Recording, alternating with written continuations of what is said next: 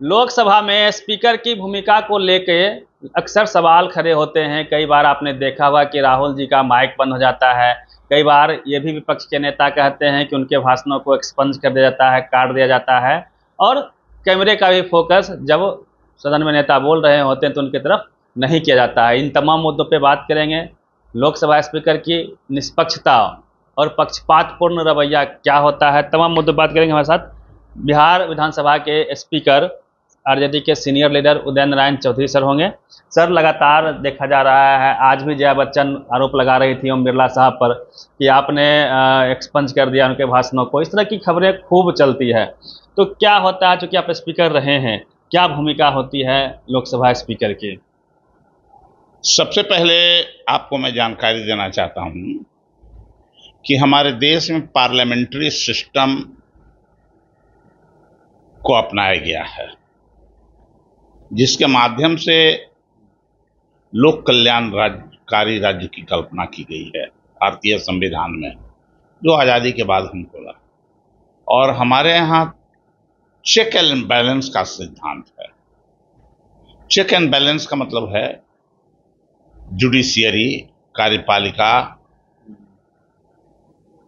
न्यायपालिका, जो है कार्यपालिका, न्यायपालिका और जुडिशियरी, तीनों का तीन खंड है।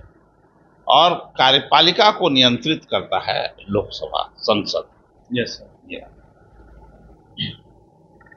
उसी से कार्यपालिका बनती है। और हमारे यहाँ के डेमोक्रेटिक सिस्टम में जो है हमारा, इसमें बहुत सारी बातों को ग्रहण किया गया है लंदन से, इंग्लैंड से। इंग्लैंड की जो प्रणाली है, शासन प्रणाली, वो संसदीय शासन प्रणाली है। वहां हाउस ऑफ कॉमन और सीनेट है, जैसे हमारे यहाँ लोकसभा और राज्यसभा है। और हाउस ऑफ कॉमन के बारे में कहा जाता है, इंग्लैंड में एक विद्वान ने कहा कि हाउस ऑफ कॉमन जो चाहे काम कर सकता है, केवल एक काम को छोड़ के कि औरत को मर्द नहीं बना सकता और मर्द को औरत नहीं बना सकता। बाकी इतनी ताकत है हाउस ऑफ कॉमन। लेकिन वहां की डेमोक्रेसी बहुत जीवित है, कोई इसको गलत नहीं कर सकता। और तीसरी बात जान लीजिए लंदन, इंग्लैंड के बारे में। इंग्लैंड ही एक ऐसा देश है दुनिया में जो लिखा हुआ नहीं है, लिखित संविधान उसका नहीं है। हमारे यहाँ का लिखित संविधान है और उसका परंपराओं पर आधारित संविधान है। हाँ, और उसी से डेमोक्रेसी अब तक चल रही है। तो हमारे देश में जो संविधान निर्माता बाबा भीमराव अंबेडकर ने जो कल्पना किया या लिखा, वो कई देशों के संविधान को देख करके और निचोड़ के रूप में ये हमारा पार्लियामेंट्री डेमोक्रेटिक सिस्टम को लागू किया गया। पार्लियामेंट्री डेमोक्रेटिक सिस्टम में के संचालित करने के लिए एक अध्यक्ष को निर्वाचित किया जाता है। आपने देखा होगा कि या विधानसभा का भी वही सिस्टम है कि लोकसभा के अध्यक्ष के चुनाव में, यस सर, चाहे जिस तरीके से चुनाव हो, जो लोकसभा के बहुमत दल या बहुसंख्यक सदस्य जिसको चाहते हैं, बहुमत का सदस्य, वो अध्यक्ष होता है। लेकिन जब अध्यक्ष के गद्दी पर बैठाया जाता है, कुर्सी पर, गद्दी नहीं कुर्सी के हैं, तो एक तरफ उसका बांह दाईं ओर पकड़ते हैं सत्ताधारी दल के प्रधानमंत्री और बाईं ओर पकड़ते हैं प्रतिपक्ष के नेता। आपने देखा हो कि दाहिने हाथ को पकड़ के ले गए मोदी जी, नरेंद्र मोदी प्रधानमंत्री, और बाएं हाथ को पकड़ के ले गए राहुल गांधी जी। ये देखा होगा आपने। इसलिए ये होता है कि आप इतने पवित्र कुर्सी पर बैठने जा रहे हैं कि आप में तनिक भी कोई पक्षपात की बात नहीं होगी, आप कंप्लीट निष्पक्ष रहेंगे। इसीलिए दोनों जाते हैं। और अपेक्षा की जाती है अध्यक्ष से लोकसभा के वो सदन को चलाने के लिए लोगों की सहमति से, सहयोग से सदन को चलाएंगे, ये अपेक्षा की जाती है, जिससे कि और उनके सामने कोई दूसरा नहीं होता है। सदन को चलाने के लिए सदन का कार्य संचालन नियमावली है। न कार्य संचालन नियमावली से दाएं जाना है न बाएं जाना है आपको। उसका मार्गदर्शन, अध्यक्ष के चेयर का मार्गदर्शक कार्य संचालन नियमावली, उसी से चलना है। और पार्लियामेंट्री डेमोक्रेटिक सिस्टम में वहां अपेक्षा है कि जितनी प्रमुखता सत्ताधारी दल को दे रहे हैं उतना ही प्रमुखता प्रतिपक्ष को भी देना है। कोई उसमें भेदभाव नहीं झलकना चाहिए कि इसमें। लेकिन दुर्भाग्य है, अभी मैं देख रहा हूं 18वीं लोकसभा में, पहले भी दिख रहा था लेकिन अभी ज्यादा दिख रहा है, जो लोकसभा के अध्यक्ष हैं, कि इनकी आंखों में पक्षपात है, इनकी आवाज में पक्षपात है। कहिए आंख में कैसे पक्षपात है? जब लोकसभा के में कोई बोलता है आसन के आदेश से, तो जिसको वो देखेगा उसी की बात को सुना जाएगा और लिखा जाएगा। हाँ, जिसको देखा, अगर किसी ए सदस्य को देख रहा है तो बाकी का कोई वहां जो रिकॉर्डिंग होगा वो नहीं होगा। अच्छा, बी को देख रहा है उधर तो फिर ए वाला का नहीं लिखाएगा। ये नियम है। कैमरा भी उसी हिसाब से घूमती है, कैमरा भी उसी हिसाब से घूमते रहता है, जान लीजिए। और सभी के बोलने के समय निर्धारित हैं, और वो निर्धारण कार्य संचालन नियमावली के आधार पर, सदस्य संख्या के आधार पर है। पहले तो राहुल गांधी को नहीं तरजीह देते थे, राहुल गांधी जी को, इसलिए कि उनको प्रतिपक्ष के नेता का दर्जा नहीं था। लेकिन आज के तारीख में राहुल गांधी को प्रतिपक्ष के नेता का दर्जा प्राप्त है। प्रतिपक्ष के नेता को कैबिनेट मिनिस्टर का दर्जा प्राप्त होता है। सारी उनके जो सुविधा उनको दी जाएगी, जिससे कि बढ़िया से प्रतिपक्ष के नेता के रूप में अपने कामों को संचालित कर सकें। ये है वहां का। तो आपके जानकारी के लिए, क्वेश्चन आवर के समय जब कोई सवाल करता है खड़ा होकर के, तो अध्यक्ष का काम है प्राथमिकता देना जो विपक्ष के लोग हैं उनको, सीधा है। सत्ताधारी दल को सवाल करने के लिए, पूछने के लिए, क्षेत्र की बातों को रखने के लिए बहुत सारे प्लेटफॉर्म हैं। वो मंत्री से मिलकर करा सकते हैं, वो किसी और कमेटी के माध्यम से जा सकते हैं। लेकिन विपक्ष के सदस्य को एक केवल है प्लेटफॉर्म है जो अपने क्षेत्र की जनता को आवाज वो रख सकता है, वो है सदन का पटल जो है वहां से। तो इसलिए अपेक्षा की जाती है, देश की जनता सब बराबर है, इसलिए ये अपेक्षा किया जाता है कि लोकसभा के स्पीकर सामान्य तौर से विपक्ष के सदस्यों को प्राथमिकता देंगे, जिसकी झलक जरा भी नहीं है इसमें अभी। और कोई ऐसी शब्दों का प्रयोग नहीं करेंगे अपने मुंह से, उसमें शब्दों का भी लिखा हुआ है, कौन सा संसदीय शब्द है और कौन सा असंसदीय शब्द है, इसकी भी एक कोष बनी हुई है वहां। लेकिन मैं देखा कि अध्यक्ष महोदय जब प्रतिपक्ष का नेता बोल रहा है उस समय भी प्रधानमंत्री को अलाउ किया उन्होंने बोलने के लिए, गृह मंत्री को उन्होंने अलाउ किया बोलने के लिए, संसदीय कार्य मंत्री को उन्होंने अलाउ किया बोलने के लिए, और साथ ही साथ रक्षा मंत्री को अलाउ किया बोलने के लिए। कहीं से कोई स्कोप नहीं है कि गृह मंत्री और बाकी लोगों को बोलने। हाँ, सदन नेता जब खड़ा हो जाता है कुछ बोलने के लिए तब उनको मौका दिया जा सकता है। सदन नेता मतलब प्रधानमंत्री, ये पॉसिबल है। लेकिन 3-3 बार 4-4 बार भाई प्रतिपक्ष के नेता को आप रोकवा रहे हैं और दूसरे का सुन रहे हैं। दूर दूर तक इसका कोई संसदीय परंपरा में स्थान नहीं है और इससे पक्षपातपूर्ण रवैया इसको कहते हैं। दूसरी बात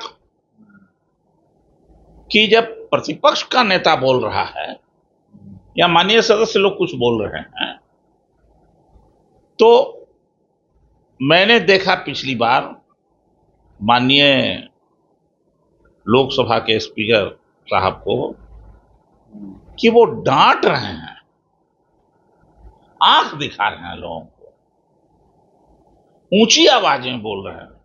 ना उनको ऊंची आवाजें बोलना है, न डांट ऐसा महसूस होना चाहिए, न आंख दिखाना है। अगर बहुत सदन अनियंत्रित हो जाता है तो उनको खड़ा हो जाना है, खड़ा होना है। खड़ा होने का माने है कि बाकी सभी सदस्यों को बैठ जाना है। अच्छा, ये परंपरा है। लेकिन ये तो भाई मास्टर जैसे डांटता है बच्चों को स्कूल में, वैसे कई बार डांटते देखे गए, मास्टर के जैसा। तीसरी बात हमने देखा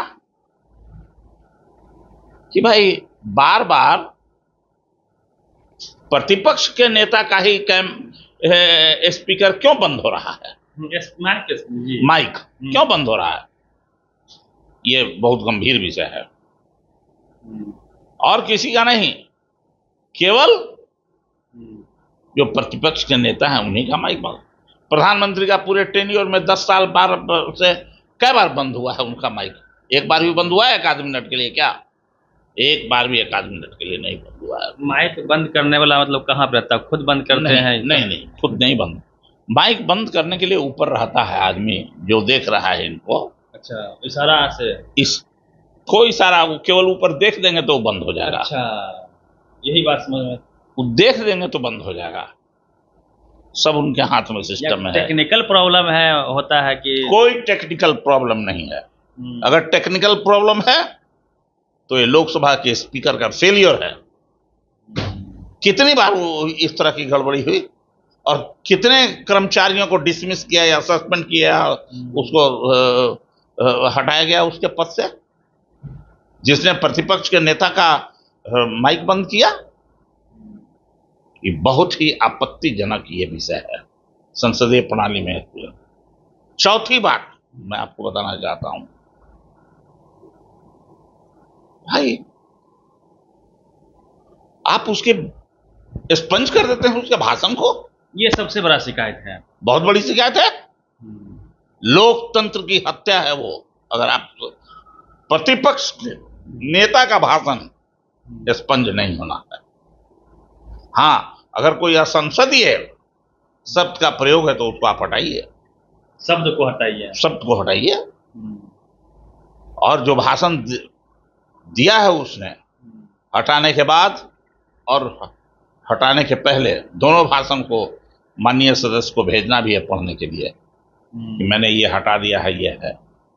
जाएगा उनके पास, राहुल गांधी के पास, दोनों भेजना है। जब वो करेक्ट कर देंगे तब फिर छप के और फिर जाएगी। लेकिन वो भी पता नहीं होता है कि नहीं होता, मुझे नहीं मालूम है। ये कई ऐसी घटनाएं घट रही है। अच्छा, सत्ताधारी दल के लोग कुछ भी बोल देते हैं तो उधर भी बोलते हैं, प्रतिपक्ष के भी लोग बोलते हैं, दोनों बोलते हैं। माननीय स्पीकर साहब दोनों को जिस तरह से बोलने का अवसर दे रहे हैं, इससे संसदीय प्रणाली के ऊपर खतरा उत्पन्न हो रहा है। धीरे धीरे करके ये परंपरा समाप्त होगी और संसदीय परंपरा खत्म हो जाएगी, जिस दिशा में अभी ले जा रहे हैं। तो हम आज के आपके माध्यम से आम जनता को बताना चाहते हैं कि इस संसदीय प्रणाली को बचाने का काम करिए। माननीय लोकसभा स्पीकर साहब, मैं आपको हाथ जोड़ करके विनती करता हूं, आगे आने वाले लोगों के लिए ये कोई परंपरा नहीं बन जाए आपका एक्शन। और एक टोका टोकी को लेके भी लोग बराबर सवाल करते हैं कि जब विपक्ष के नेता बोलते हैं तो खूब टोकते हैं ओम बिरला साहब। टोकना मना है, स्पीकर को तो टोकना ही मनाना है। किसी खास बिंदु पर ही आप टोक सकते हैं, आपके हाथ में अधिकार है। अगर कोई गलत बोल रहा है तो आप उसको हटा दीजिएगा रिपोर्ट से। टोकने की बात हो सकता है कोई माननीय सदस्य कोई नीतिगत बात पर खड़ा होकर के हाथ खड़ा करेंगे तो उनको बोलने के लिए दे सकते हैं कभी, लेकिन सामान्य तौर से ये रेयर होता है। प्रतिपक्ष के नेता को जो सम्मान मिलना चाहिए सदन के अंदर, वो सम्मान दिखाई नहीं देता है। माननीय जो अभी लोकसभा के अध्यक्ष हैं उनके द्वारा दूर दूर तक नहीं दिखाई देता है। ये इसलिए अभी खतरा उत्पन्न हो गया है संसदीय प्रणाली पर। जो परिस्थिति है आज के तारीख में, हम अपेक्षा रखते हैं इनको। ऐसा नहीं है कि अब वो बन गए हैं, चुन लिए गए हैं तो हटाए नहीं जा सकते हैं। हटाने का भी तरीका है, अविश्वास प्रस्ताव ला सकता है, उसका भी तरीका जान लीजिए। कोई भी माननीय सदस्य लोकसभा का लिख के दे सकता है कि मुझे माननीय स्पीकर साहब के मैं विश्वास नहीं करता हूं, अविश्वास व्यक्त करता हूं, इनको इस पद पर नहीं रहना चाहिए। उसकी एक प्रोफार्मा है बनी हुई कागज, उसके द्वारा महाभियोग दे सकते हैं हटाने के लिए। और दूसरे दिन स्पीकर का काम है या 14 दिन के बाद है, वहां का क्या नियम है नहीं मालूम, सदन के सामने स्पीकर रखेंगे कि इस तरह का एक प्रस्ताव आया है अविश्वास का। अगर उसमें सदन के 10% सदस्य खड़े हो जाते हैं उसके पक्ष में, तो फिर से चुनाव होगा स्पीकर का। हाँ, फिर से चुनाव होगा। जैसे अभी 10% का माने है कि 50 और 5 55 सदस्य अगर खड़ा हो जाते हैं उसके पक्ष में, तो उनके हटाने का प्रस्ताव स्वीकार हो जाएगा। और जब हटाने का प्रस्ताव स्वीकार हो जाएगा तो जिस समय वोटिंग होगी और बात होगी, उस समय वर्तमान स्पीकर चेयर पर नहीं रहेंगे, जो डिप्टी स्पीकर हैं वो बैठेंगे अथवा कोई अध्यासी सदस्य बैठेंगे। ये सब बना हुआ है सिस्टम। ये तो हम धन्यवाद देते हैं प्रतिपक्ष के लोगों को, सदस्यों का, कि अभी तक कोई इस तरह का विश्वास प्रस्ताव नहीं लाए हैं, नहीं व्यक्त किए हैं। ये अच्छी बात नहीं है संसदीय प्रणाली में स्पीकर के विरुद्ध अविश्वास प्रस्ताव लाना। इससे संसदीय प्रणाली कमजोर होती है और उस प्रणाली को मजबूत करने के लिए हम आशा और विश्वास रखते हैं। सभी माननीय सदस्य लोकसभा के इसको भी ध्यान में रखें और विशेष तौर से जो लोकसभा के स्पीकर हैं उनसे मेरा आग्रह है कि संसदीय मर्यादाओं को आगे बढ़ाया जाए, मजबूत किया जाए और भारतीय संविधान की जो परंपरा है पूर्व की, उसकी रक्षा की जाए। धन्यवाद सर, वक्त दिया आपने। और जिस प्रकार से लोकसभा स्पीकर को लेके लगातार जब यदि संसद टीवी देखते होंगे तो लगातार सवाल उठते रहे हैं कि वो भाषणों को एक्सपंज कर दे रहे हैं, बीच में टोका टोकी कर दे रहे हैं। उसको लेके जो सदस्य हैं वो लगातार आपत्ति दर्ज करा रहे हैं और राहुल गांधी के भाषणों को जिस प्रकार से काट छांट कर दिया जाता है, कैमरा भी उनके ऊपर नहीं दिखाया जाता है, इसको लेके तमाम सवाल थे। मैंने बातचीत करने का प्रयास किया है, सर ने ज्ञानवर्धन किया है, जो नियमावली है उसके बारे में बताया है। पूरी बातचीत पे प्रतिनिधि रवि मेहता, द एक्टिविस्ट, पटना।